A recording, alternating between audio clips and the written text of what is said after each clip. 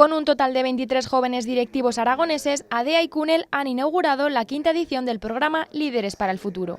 Con esta iniciativa, los participantes podrán debatir situaciones relacionadas con el liderazgo en las empresas, donde la labor de los directivos es esencial en momentos de crisis.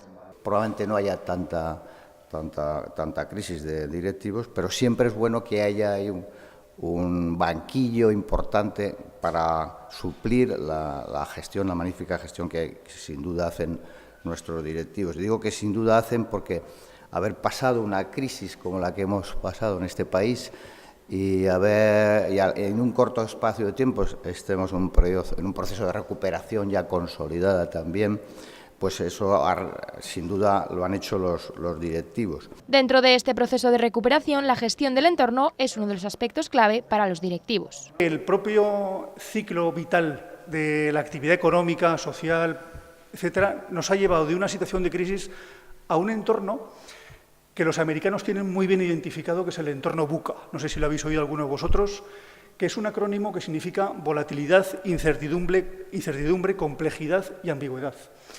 Y esto es el escenario en el que nos estamos moviendo todos hoy.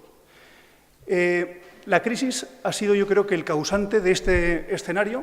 Esto no es una crisis, es una revolución en modelos de trabajo, modelos de negocio, modelos políticos, sociales, económicos. El director general de Bantierra, Luis Ignacio Lucas, ha sido el encargado de la primera sesión de este ciclo.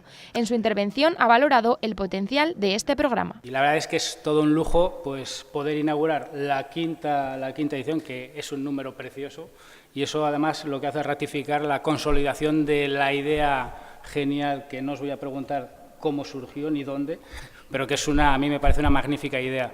Y si el número va increciendo, que sois 23 personas, espero que el mejor marketing de todos, que es el boca a boca, haga que el año que viene la oportunidad de estar aquí sean más compañeros y más líderes para el futuro.